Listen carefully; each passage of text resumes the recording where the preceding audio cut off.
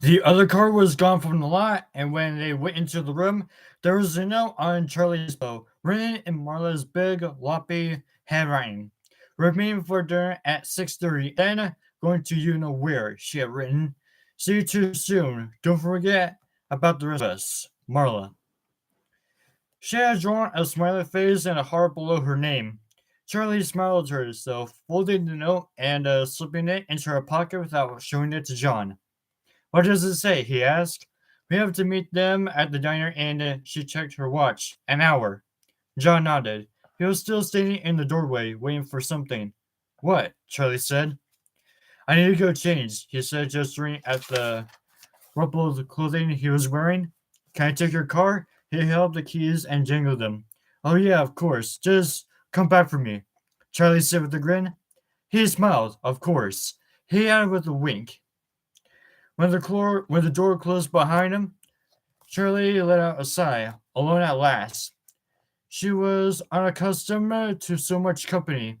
She and Aunt Jen moved in their own orbits, meeting gladly from time to time throughout the day, but with the assumption that Charlie would take care of her own needs or would speak up if she could not. Charlie never spoke up. She could feed herself, get to school and back, and maintain her high grades and casual friendships. What could Aunt Jen do about nightmares? What about questions she did not really want to answer? What would Aunt Jen tell her that was not even more horrific than she already knew? So, she was not used to the sustained presence of other people, and it was a little tiring. She showered quickly and pulled on new clothes, jeans and a black t-shirt, then lay back on the bed, staring up at the ceiling. She had a vague sense that her mind should be racing with excitement or horror at their discoveries, going over and over the memories she had awakened, searching for something new. Instead, she just felt blank. She wanted to be alone, to push the memories to the back of her mind where they belonged. After what seemed like only a few short minutes, there was a knock on the door, and Charlie sat up, checking her watch. More time had passed than she realized. It was time to leave. She let John in. I have to put on my shoes, she said, looking up at him as she knotted the laces. He had changed, this time into jeans and a t-shirt, a contrast with the former clothes she had gotten used to. His hair was still wet and there was something fresh and bright about him. She smiled a little. What? He said when he noticed. Nothing, she said. You still look dirty. She joked as she pushed past him. They got into the car. This time she drove, and when they reached the diner, Charlie turned off the engine and hesitated, not moving to leave the car. John, she said, I don't want to tell anyone about Fredbear's, but he stopped himself. Yeah, he said. I think we forget this is your life and not just some adventure. It's fine. I can keep a secret. It's all our lives, she said. We're all here. We can tell them later. I just want some sort of it out for myself right now. You got it, he said. And he looked a little pleased. Shirley knew why. It was a secret between them, something she entrusted only to him. When they went inside, everyone was already halfway through the diner. Charlie realized with a sharp pang that she had not eaten all day, unless she found herself suddenly starving. The waitress spotted them as they sat down and came over immediately. They talked intermittently. Lamar, Jason, and Marla had gone to a movie, and Carlton and Jessica had played video games at his house. But their conversation was curse was cursy, just filling the time as they ate. Charlie barely listened, and she had the feeling that even those who were talking were paying little attention in their own words. There was an agitated energy among the group. They were all just waiting, their minds already focused on Freddy's. What about you two? Jessica asked, looking at Charlie and John. Yeah, what about you two? Marla echoed with a twinkle in her eye. We just went for a drive, John said quickly. Got lost for a while. I bet you did. Carlton muttered into his burger, grinning slyly, even though his mouth was full. After dinner, the group hurried through the mall and toward the restaurant, hushed and cautious. As they passed through the atrium, their shoes made only soft sounds in the tile floor and no one spoke. Charlie had left the big flashlight in the car. They knew their car was well enough by now, and the guard had almost seen them the night before. There was no reason to risk drawing extra attention. They came to the end of the hall, and Lamar, at the front of the group, stopped short. Charlie bumped into Mona before she realized what was happening, and she murmured an apology, then froze. The night guard was blocking the alley behind Freddy's, his arms folding across his chest.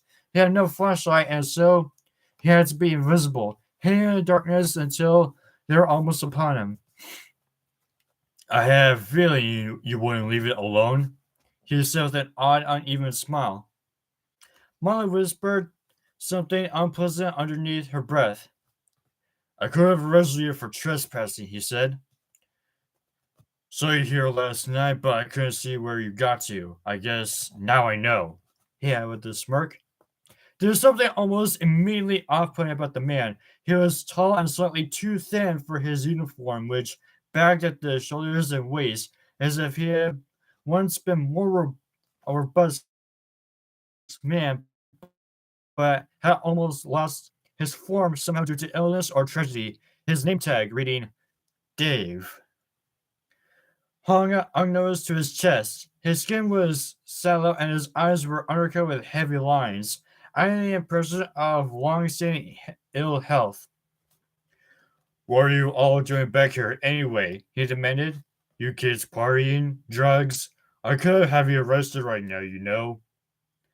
Charlie and John glanced back at each other. We're sorry, Lamar said quickly. We'll go. We don't have any drugs. Says who? Says you? The guard wore an odd expression and his words were harsh and fast. He seemed not to be responding to what they were saying.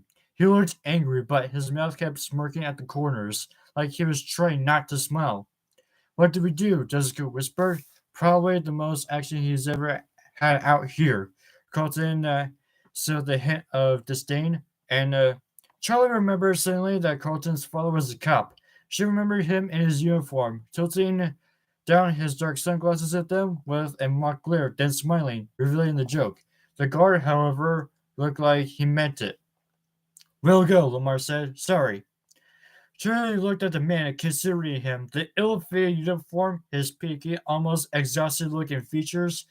He really could kick them off for the property or even have them arrested for trespassing. But still, she could not really fear him. His inadequacy shone through him like a kind of negative charisma.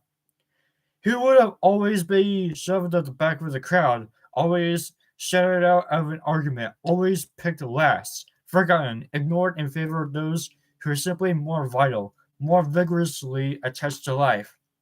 Charlie found it herself. It was an unusual trait of thought for her. She did not usually assume she would read the lives of strangers through the lines of their face, but it gave her an idea. Why don't you come with us? She said. We just want to explore a little bit more, then we'll leave. You know you're way better than any of us, she added, hoping that some of the flattery would stick. And then we'll never come back again, Carlton said. The guard did not immediately dismiss the idea, and the others quickly chimed in their own assurances. The guard peered them one by one, fixing his gaze on them in each turn.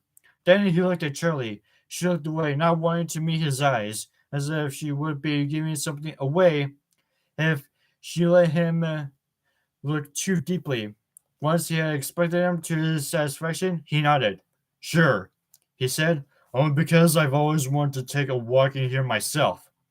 He jerked her thumb behind him and, catching the surprise they must have known to their faces, added, I'm not an idiot. I've been working here for years.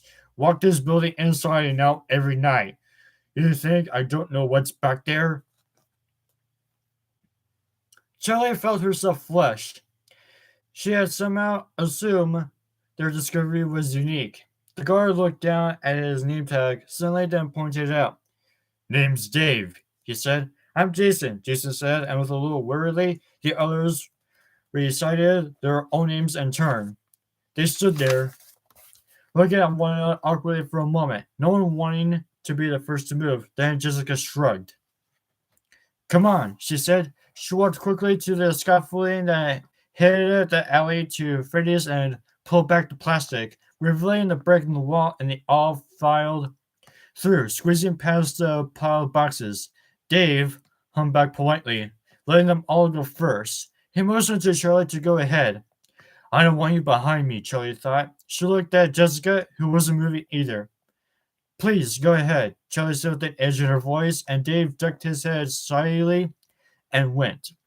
Charlie followed him, and Jessica tucked the plastic carefully back where it was, concealing their passing, even though there was no one left to catch them.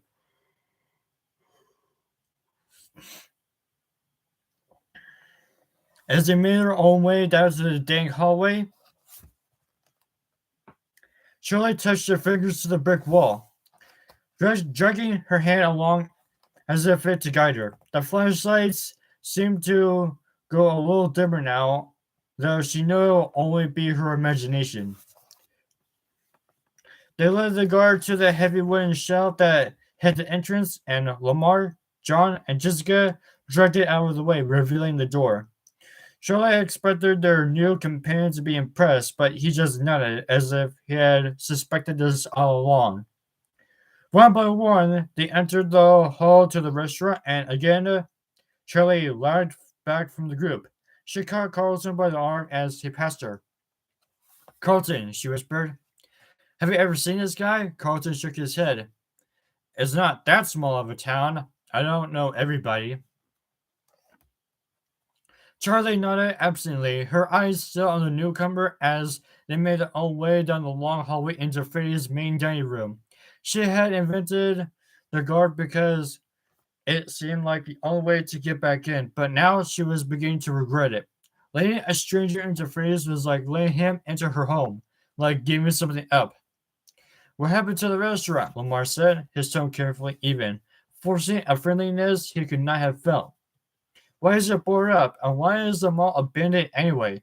His voice sounding thin in a narrow hallway, a little muted. You don't know? Dave said. This town needs money, jobs, revenue, things like that. And one thing we've all got alive is space. So they decided to build a long mall. Try and attract businesses, maybe even tourists. They built up around where Freddy Fazbear's was. But when it came to it, no one would leave the restaurant, because of what happened. So someone had the bright idea of selling the whole place up intact. Someone who had sentimental attachment to it, perhaps. I don't know. They even tried to clear it out, but it wasn't enough. Something about the place spilled over into the rest of the building, maybe right down into the soil. No one wanted to bring the business here. Sometimes business owners, franchisors from outside the town will come and look at the place, but they never sign the papers. So it just didn't feel right. I think it's got an aura of mystical energy. Maybe if you believe in that sort of thing. Dave wiggled his fingers in the air as though casting a spell. I don't believe in that sort of thing, Lamar said shortly, but the guard did not seem to notice his tone. To each his own, he said. All I know is no one ever wanted their stories here. And they abandoned the construction before the building was even finished. Now nobody comes up here except kids wanting to screw around. And me. He added with that sound like pride. He must have felt possessive, Charlie thought. The only one who ever came here for years and years. It must have felt like it belonged to him. This strange, half unfinished building. To him, there must be invaders.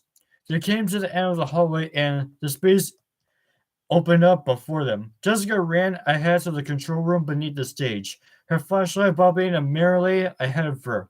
She disappeared for a moment and then hit the light switch, and all disappeared. And then all at once, the room was warm and bright. Charlie stopped blinking in the sudden light. Dave brushed past her, and As he did, something caught her eye.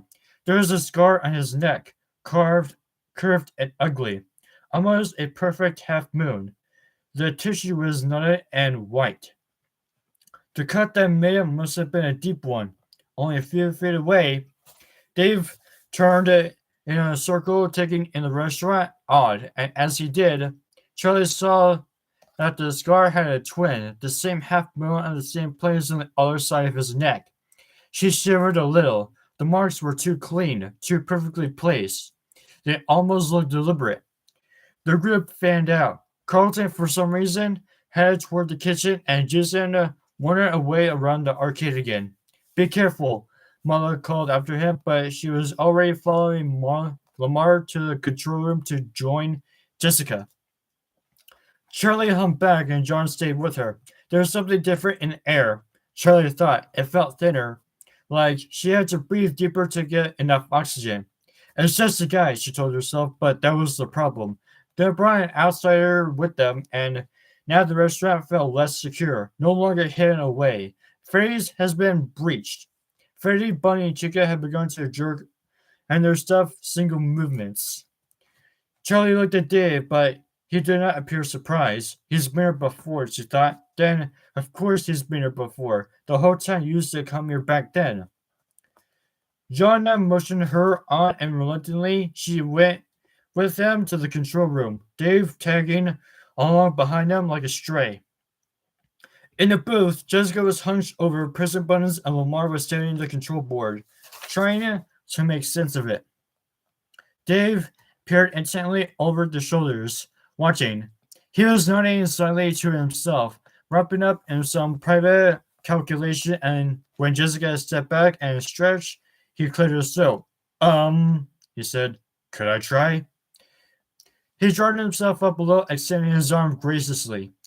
Jessica and Lamar exchanged glances, then shrugged. Why not? Jessica said. They shuffled around so that he could reach the board, and he stared down at it for a long moment without moving. Then touched a short series of buttons. A hum rose from the speakers, a long, low tone of whatnot whoever. Whoa, Jessica said, and pointed at the monitors. Charlie saw movement in the screen and backed out of the control room to look for herself. On stage, the animatronics were dancing crudely, awkwardly, without the grace or complexity Charlie remembered, but they were moving in sequences, not just one motion at a time. Charlie went back to the control room, but did not go beyond the door. How did you do that? She snapped. Not caring if it was rude, Dave raised his hands in the air. Beginner's luck, he said. I just pressed the buttons. Right, Charlie said. She rubbed her temples. Can someone please turn off the speakers? Lamar darted forward and flipped the switch, and the sound died. Despite the silence, Shirley felt as if she could still hear it, whining away inside her head. She closed her eyes for a moment, and when she opened them, Jessica and Lamar had gone back to the working controls.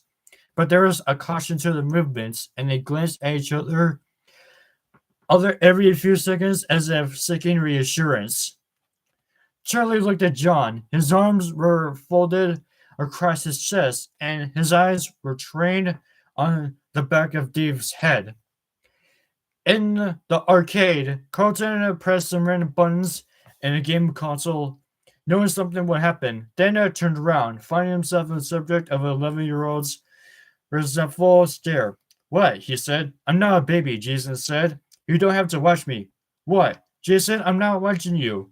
I'm just hanging out with you. I'm not Marla. Go stick your tongue into an electric socket for all I care. He rolled his eyebrows comically, and Jason laughed. Okay, then maybe I will, he said. He scanned the baseboards for a socket, briefly considering calling Carlton's bluff, but when he glanced back, Carlton had already wandered off. Jason bit his lip and rocked on his heels.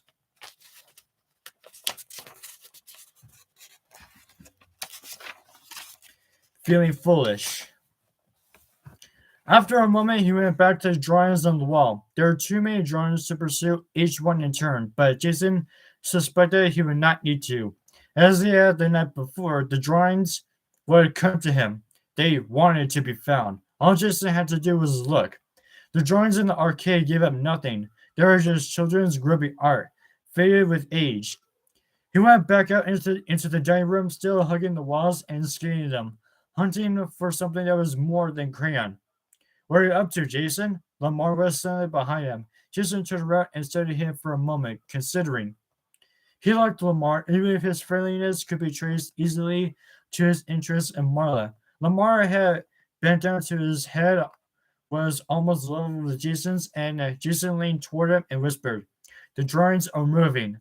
Lamar drew back, and for a moment, a look of real alarm crossed his face, but it was fleeting. Jason bit his lip, waiting, and Lamar grinned at him, then reached out to pat him on the head.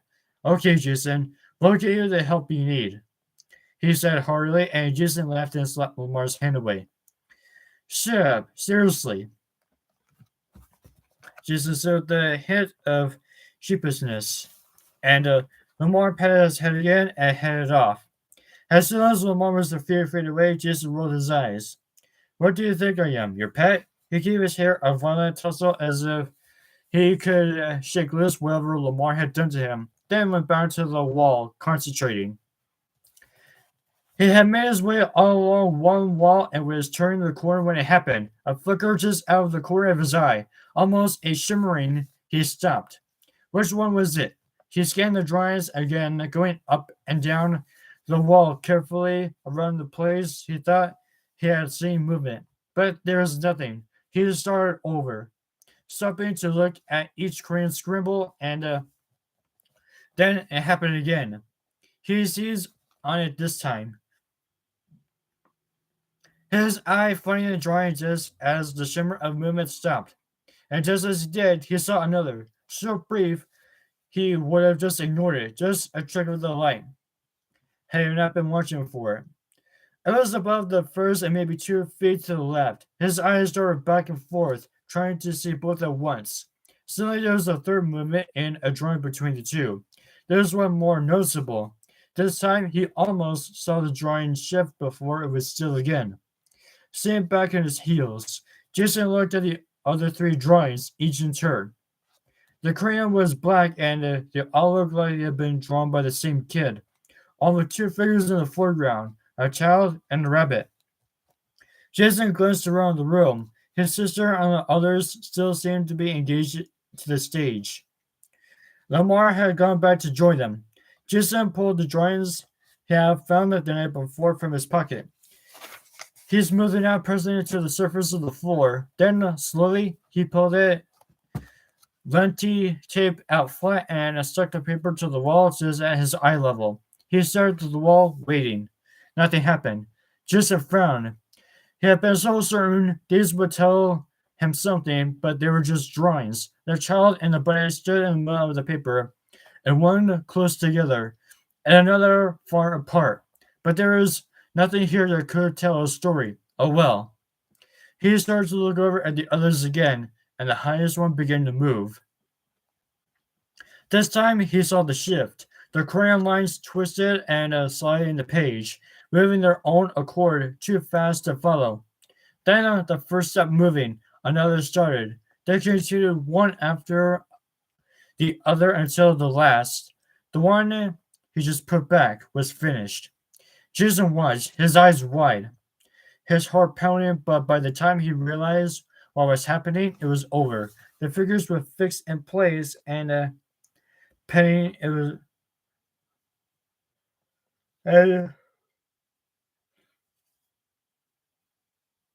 Now they did tell a story. In the first, a child was sitting alone. In the second, Bunny appeared behind the child. In the next, Bunny had snatched the child, lifting it off the ground. In the last, the child was screaming, his eyes wide and his heart racing. Jason stepped back. He was transfixed. His body suddenly felt lengthened, too heavy to run. A sound rose, like wind rustling into the pages on the wall, though they hung motionless before him. The sound rushed and grew louder and louder until the wind gave away, screaming. Jason clapped his hands over his ears as his pages began to drop from the walls, blending with loud crashes, as if they were made of something far heavier than paper. As they watched, the fallen pages turned a dark red, soaking through with color as they touched the floor.